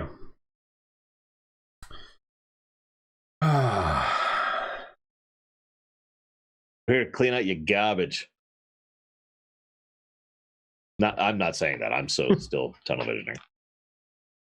we're on a mission to eliminate him for Chipgrin. Oh, all right. No one's really gone over there for quite some time since the barricade was put up. So, but as far as I know, he's still on the other side. Is there Sometimes- an easier way through? No, not really. We made it hard to get through either way. I mean, you'll understand. Like, if this is not like really tight, and she looks over at the holes and cracks that are being levered open, the slimes just eke through and into the cavern. As a matter of fact, we're going to put this back after you go through. Not much else for us to do. We've been here for days. Nothing's happened. At least this is exciting. Yeah, so Mark, you as you're levering through, like your lever and your hands are just starting to get like goop all over them. Any demonic power? No, it's just goopy. Do we have? Someone needs to roll dungeoneering. What's the dungeoneering skill in this game? They don't have dungeoneering anymore. Which is survival? why I'm asking what it's been replaced by. It hasn't been replaced by anything. Well, it's been replaced by the thing that lets. What are me you trying to roll find out? What slimes are weak to? Oh, that's nature. Okay, so thankfully, I think that's wisdom, actually. That is Yes. intelligence. Oh, damn. Well, then that is a 16 because I rolled a 16. Okay. Well, the answer in general is that it depends. But the general answer is that they're not really weak per se to most stuff. They're resistant to a lot of stuff. Yeah. Problem. Weaknesses, not so much. Okay. But I mean, that's going to wildly vary depending on what slime you meet. So I can like punch the slime and kill it. Yeah. Okay, cool. As long as I can punch things and kill them. I mean, it's probably not going to be comfortable for your hands. Most of them are acidic. My hands are fine. You know, look. These are real big, strong hands. Okay. If you say so. Okay. Okay, Rockbiter. Yeah. But yeah. So. About that time, Ron goes over and he's like, "This go faster here," and he gets a piece and starts helping you lever this open. Thank you, Grant. Mhm. I don't say that. I am still zoning out. Both of the were-rats just kind of start edging back. They say, "We should get more than 10 feet away from this." And then we have the boss fights. No, actually, you and Rock together crack open a crawl-sized hole finally through this thing, and this bit of clearish orangish goop just comes rushing out like you undid a cork in a bottle, and it just starts spilling around your feet and onto the floor. And you see, you're using your dark vision and the light source beyond through this hole, and you see something not quite the same as your trance, but very similar. You see a cavern that has been polished clean, like the rocks here are clean, there's no debris, anything. And you see dozens of slime just inhabiting the sides, the floor, the top of this cavern, just covering almost every single inch of this. There are orange ones, there are green ones, there are all sorts of colors over here, and they're just sitting there kind of slowly pulsating in place. And the cavern continues down and then makes a turn to the right. Very, very similar to what you saw in your trance. Excellent.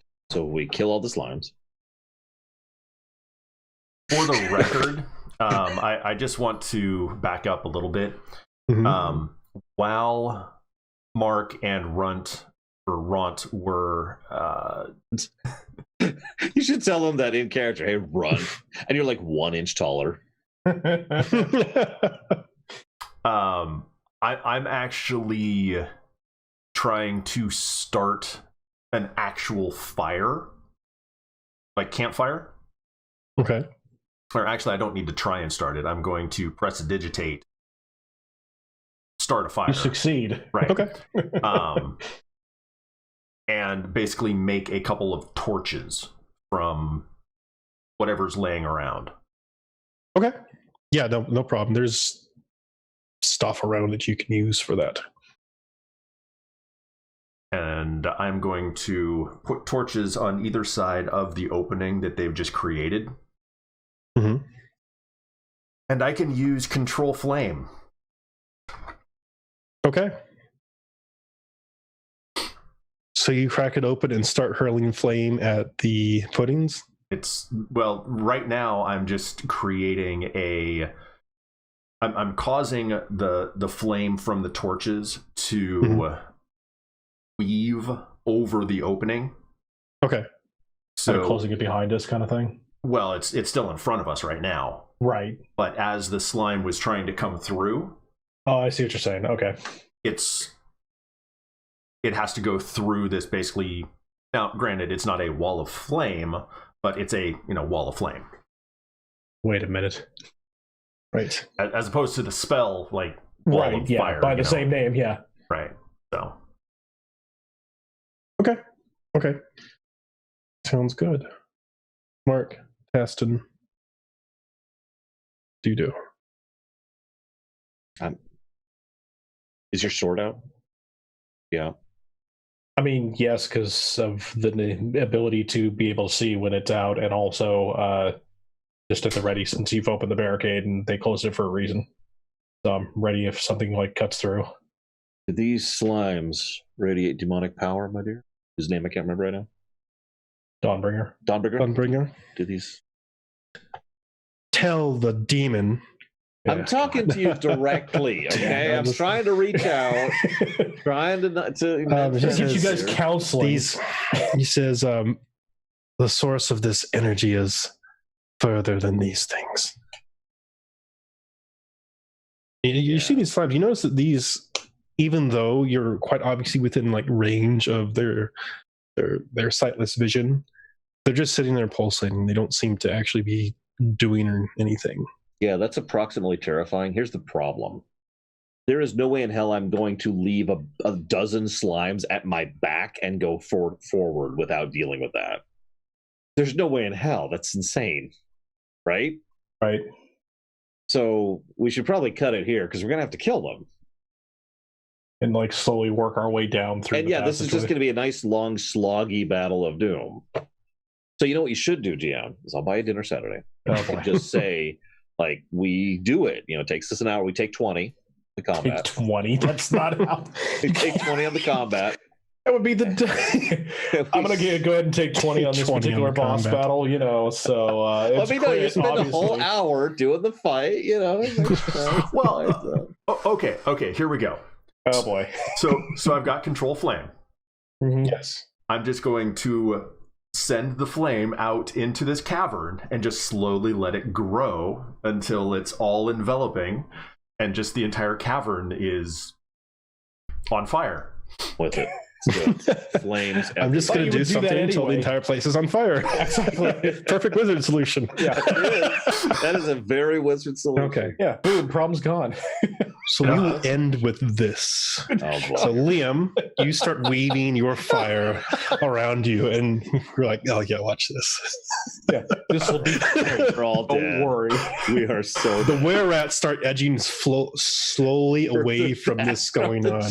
Yeah. And it's like, "You sure you want to do this? This seems like poking the bear." And as this thing, and as the flame starts licking over the entire ceiling, the walls, the floor of this place, and starting to cover these slimes, they still don't react, even though they're literally being burned alive. As it starts making its way down and burning these slimes, it smells awful. All of you die immediately. Yeah. Game over. Smoke inhalation. I wouldn't be surprised, really. See, remember that orange ooze that just kind of oozed its way out amongst your feet, Mark? You see eyes and mouths start opening up on it. Of course. And when we start next time, we'll begin combat as the mouths open up and start wailing and letting loose like unearthly sounds. A sonic slime. Kind of. I've never heard of a sonic slime. This is going to be fun. We're not going to die. What do you're going to die. We're not going to die. Yeah. No, I know you've seen one of these before. I bet you'll figure it out next time. Right. I've got a brilliant plan, guys. Okay. Is it more fire? Yes, it's more fire. Yeah, exactly. It's the same plan. It'll probably be successful, sadly enough, but it is the same plan. Hey, as long as it works, it's the same idea. It's the same idea. Yeah. Got an idea. Fireballs. Yeah. Solves everything. All right. Well, with that, I'm going to go ahead and cut off the stream. Thank you all for joining us. We'll see you again in 2 weeks.